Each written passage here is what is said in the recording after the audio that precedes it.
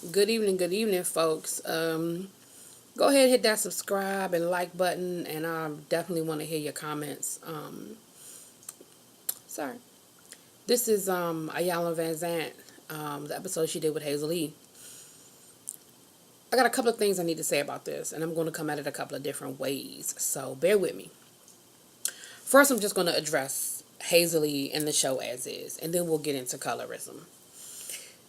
Hazel E, whose real name is Erica, by the way, who is 37 years old. I did not know that this woman was almost 40 years old. That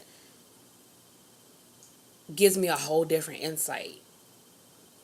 I mean, you're almost 40 years old, boo boo. Like, you're too old to be getting into Instagram beefs with people. Anyway, Erica's a young lady who grew up with a mother who, from where I sit,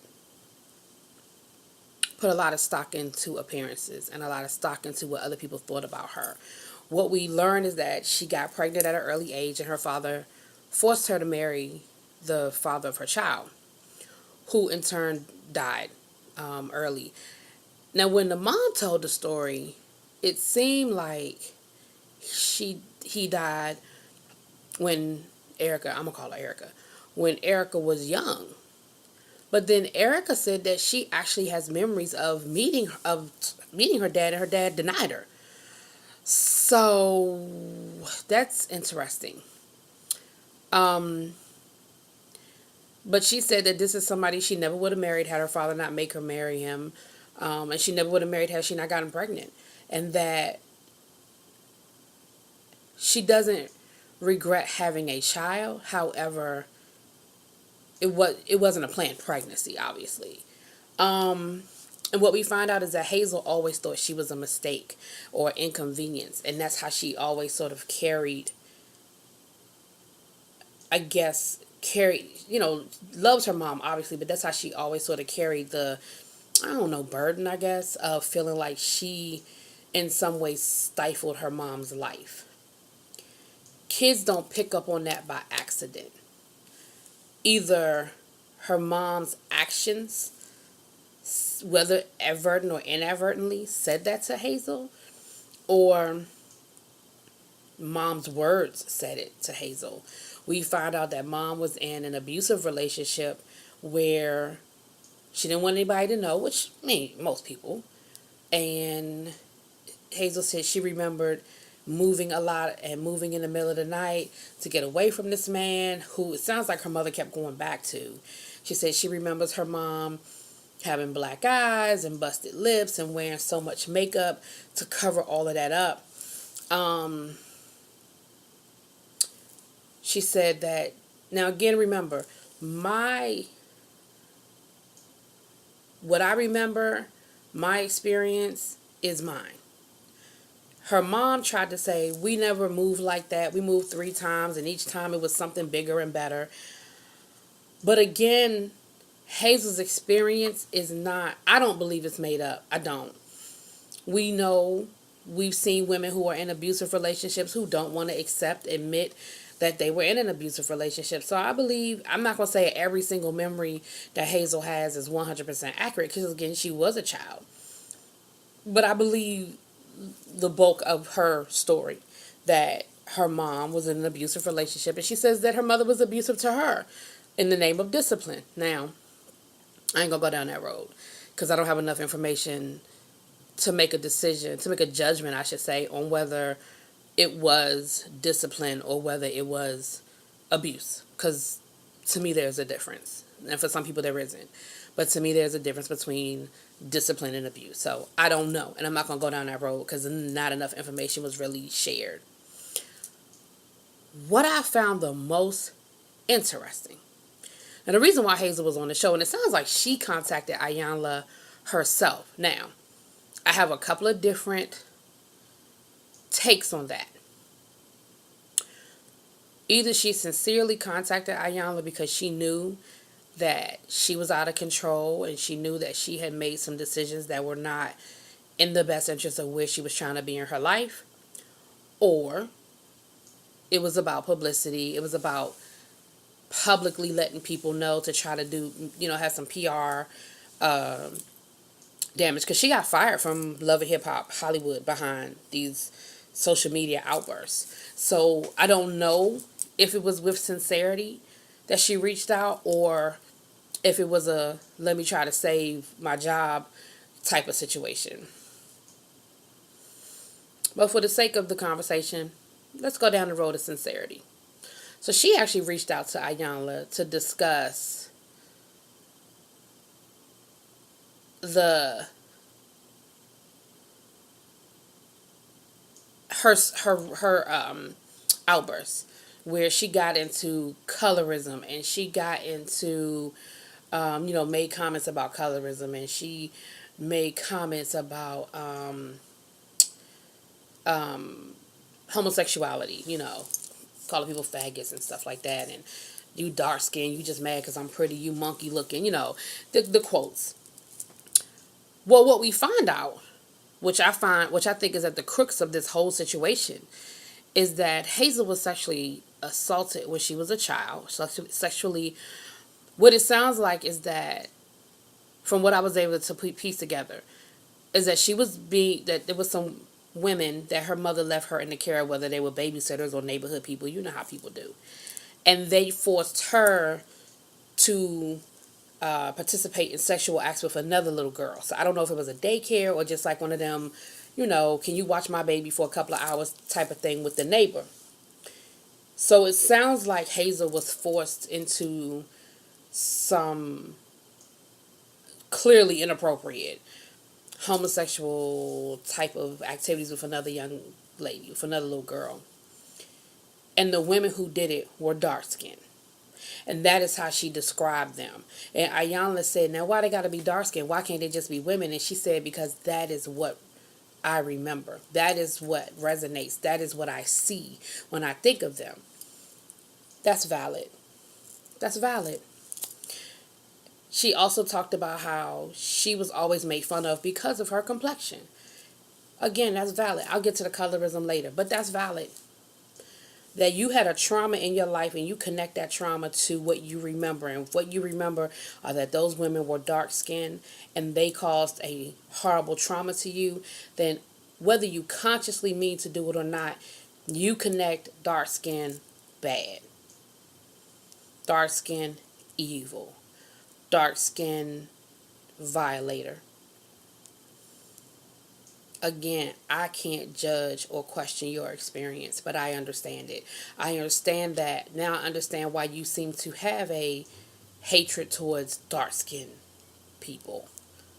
And that's what you go to. People go to what they think is going to hurt. When somebody's throwing shade, or I'm from the D.C. area, joning, or playing the dozens, or all that other stuff, we go to what we think is going to hurt the most. We hit that jugular. And as kids, we go straight to what we think is going to hurt the most. Whether for me, it was fat, it was glasses. I ain't had this gap when I was a kid, so it wasn't the teeth, but it was you four-eyed, you fat, right? Because I was never a skinny girl.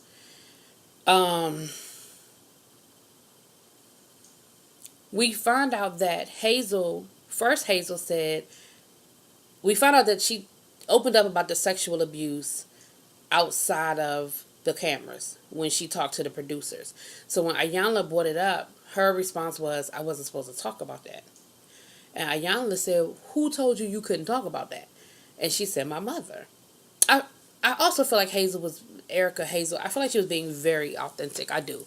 I think she was being as authentic as she could be, because being authentic is when you're used to putting on a front or covering up or hiding. Iyanla said she was taught to be silent. It's hard to be authentic and open up. And I think she was as authentic as she could be in this moment. So when we brought her mother back, Iyanla brought up the sexual assault.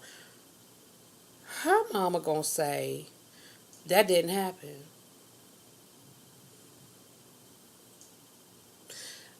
Well, then Hazel reminded her, you remember, they bleeped it out, but you remember blah, blah, blah, blah, blah. And then her mother said, oh, I forgot all about it.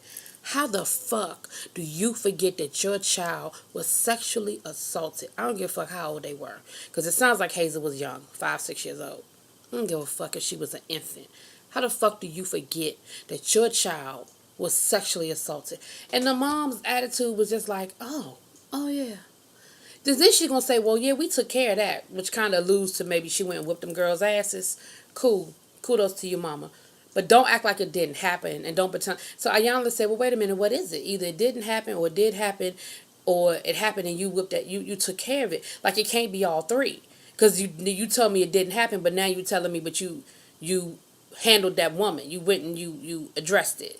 It can't be all three. It can't. It's one or the other. Either it happened or it didn't happen. And if it happened, you either handled it or you don't remember it happening. You just can't. You can't check the all of the above box on this one. You can't do it, boo boo.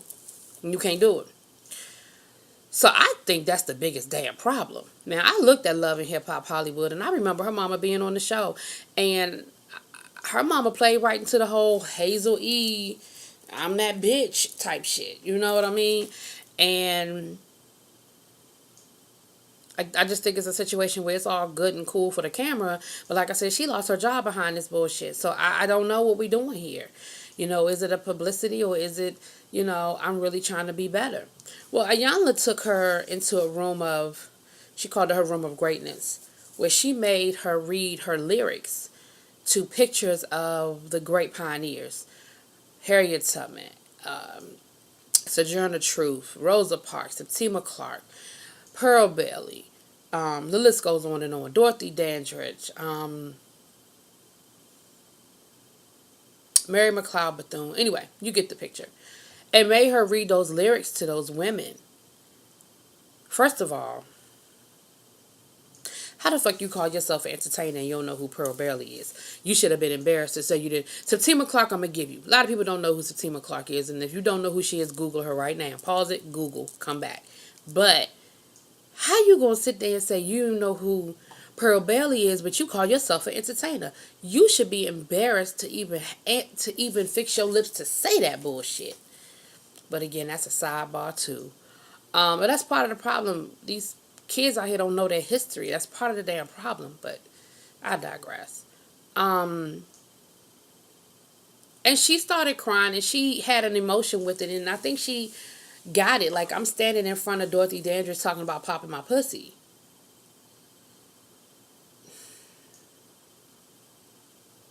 I'm standing in front of Pearl Bailey talking about smoking some weed and I got diamonds, I got everything I need. And, y'all know her lyrics. And if you don't, look them up. But it's along the lines of what's on the radio and what we listen to and what's out there. I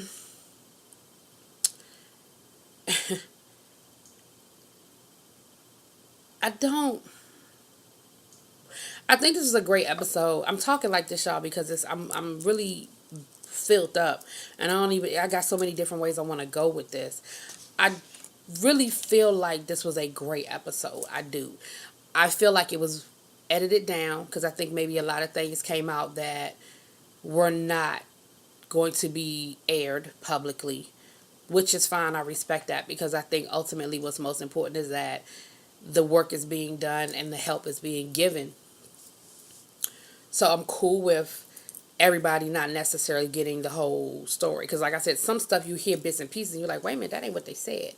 So I think it was a lot of editing in this episode. And I think there was a lot more work that went on than what we saw. Because they put all of this into 1 hour. But I think it was a 2-day process. But I think it was a very intense 2 or 3 day process.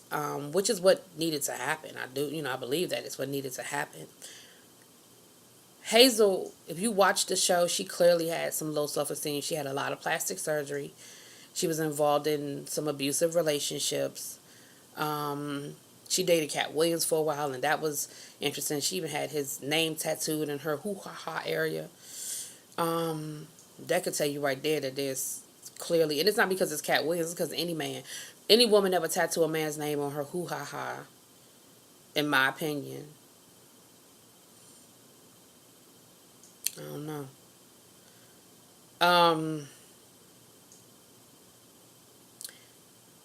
The ending was great. She brought some dark skin. Well, she brought different hues. She brought actresses of different hues, from light all the way down, to talk to her about her comments and how it affected them and to tell their story. And when they told the story of called the names that they were called and treated the way they were treated, I think it brought some things home to her. And one actress in particular, the Niecy from Being Mary Jane, the one who plays her niece, Niecy, the heavyset young lady, beautiful. Oh, she's a beautiful girl. But she said, you took me back to the brown paper bag test and me not being good enough and not measuring up. But then when Hazel, I'm going to get into the colorism now, but then when Hazel started sharing what things had been said to her, it brought it back around. Because here's the thing, like I said, we can throw daggers at each other. People always call me light skinned. I don't think I'm that light skinned. I really don't. Out of my brothers and sisters, I'm the lightest, but I don't think I'm that light. But I got the light skin jokes in my family. And in return, I made the dark skin jokes. I said it. I said everything that I heard tonight, I have either said or has been said to me. Light, bright, damn near white. Hazel said that Hazel's mother said that growing up, they said you the milkman's daughter. I got that. Like, they can't be your mama and daddy. Like, I got that. And like I said, not through the black jokes. At least I was living in the big house with Massa, eating the good food. You was down in the cotton fields. Like, we did it. Because that is what is ingrained in us, that colorism. Because it's that I'm black, but I ain't black like you black. You know what I'm saying? And that's been ingrained since slavery, when they separated us based on color, and they made us feel like the lighter, the closer you were to white, the better you were. That has been ingrained in us. That has been taught to us. That has been given to us. And so now, fast forward hundreds of years later, and you can look all through the civil rights movement and even going back to the the Harlem Renaissance. Like, you can look all through and you can see where that has always been a staple in our community of light skin, dark skin. It has always been there. Jack and Jill, the brown paper bag test. The actress who, and I love this because it was the actress Crystal, I forget her last name, who was in Players Club, who played what was her name, Roxy in Players Club. The light skin stripper. See, there I go with light skin, right? But the stripper with the blonde hair, see, that's a better description. She was on Iyanla Van Zant last season or the season before that, when she had the black women who were living in the house who were learning how to not be the quote-unquote angry black woman. And so she was on that episode. And so Iyanla brought her back for this one to talk to Hazel. So like I said, she had every color of the rainbow as far as within our race. And she told the story of when she was in her heyday in Hollywood, when she was in Players Club, and she got invited back they were partying at the club, and her girlfriends got invited back to a producer's house. And she didn't say who it was, but it's clearly somebody we would know. And they got to the door, and they were like, yeah, we here, buzz us in. And the person was like, well, who's with you? And she said, well, my girls, the ones that was at the club. And he was like, well, two of them are too dark. They can't come. And she was like, and I'm sitting there and I'm on the phone and we at the gate, and these are my friends. Like, these not some groupies that I picked up. These are my A1s from day one friends. What was I supposed to do? And it made me think of a real story, of experience that I had that was very similar. When I was looking at colleges, and I'm not going to say the name of the school, but when I was looking at colleges and I visited, this was actually my top choice. This was my top school. I ain't saying I would have got in, but this is the school I wanted to go to. So I'm being full candor. We went down there to visit. I was with a girlfriend of mine from high school who was darker than me, smarter than me, would have got in that school hands down. However, you know how you go to, when you go on school visits, they have people to show you around school, and they have these different events for the incoming freshmen or the potential incoming freshmen. And later on that night, I made friends with some of the girls, laughing and joking or whatever. And I was invited back. They said, hey, it's a party going on over at so-and-so and such and such. You want to come? We'll pick you up from your hotel and we'll take you over. And I was like, sure. So when they called, or when I called them to go to this party, I said, yeah, me and my girlfriend. Now, mind you, I had gone to visit this school with that girl, with her mother drove us to that school. I was with them. They weren't with me. And I was told, oh, she can't come, she's too dark. And the first of all, the fact that they were so comfortable in telling me that, like, they didn't make up a lie. At that particular time, that girl was a bigger girl than me, more heavy set. They could have said that. They could have said, well, you know, she a little too big to hang with us. It still would have been fucked up. But for you to be so comfortable in saying, oh yeah, she can't come, she's too dark. And that totally skewed my whole image of that school. And at that point, it was no longer my first choice, whether they wanted me or not. I no longer wanted them. Because that is what was represented to me. I didn't want to be in an environment where that was going, I mean, walking in the door, that's what you giving me. We have to do better. We do. We laugh, we joke, but just like in anything, behind every joke is a little bit of truth. And Iyanla said it in the episode last week. I didn't review the episode last week. And I didn't review the episode last week because that was just way too deep. Like, that was way too deep. I couldn't go there. My heart couldn't take that. But in the episode last week, Iyanla told that woman, every time you spew these insults and spew these things, either that's something you see in yourself or how you feel about yourself, you know. So I take the same thing. Whenever we throw those insults out at each other and we throw those nasty comments out at each other, that's something coming back at us. And so we have to do better. We have to stop, and myself included, I'm pointing at myself. We have to stop throwing color in everything. Light skin, dark skin, you black, you yellow, you high yellow. Like, even when we throwing out insults, let's stop throwing out the high yellow heifer, or you dark this, you know what I'm saying? If I'm going to call you a bitch, let me just call you a bitch. Why you got to be a black bitch? Why you got to be a yellow bitch? Because isn't it bad enough that I'm just calling you a bitch? We got to do better, y'all. I think that Hazel, Erica, has a lot more work to do because her ass was on social media this week going after Cardi B. So and again, don't know if that was for publicity because Cardi B is hot right now, or she really feels like she got beef with Cardi B. I don't know. I didn't get that deep into it. So she clearly has some work to continue doing.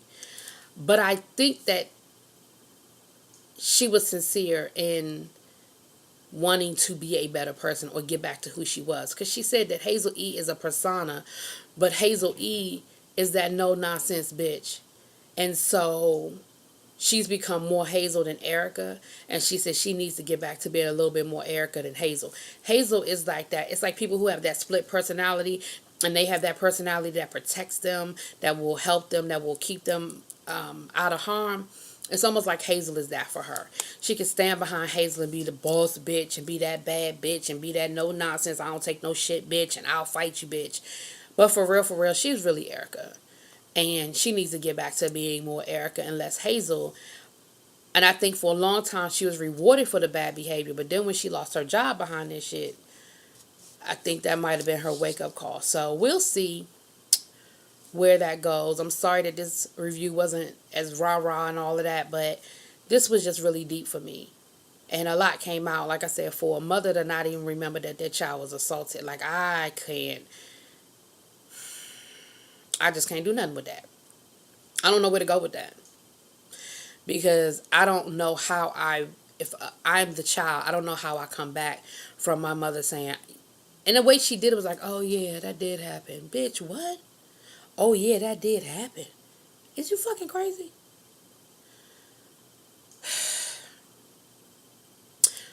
Drop it in the comments, y'all.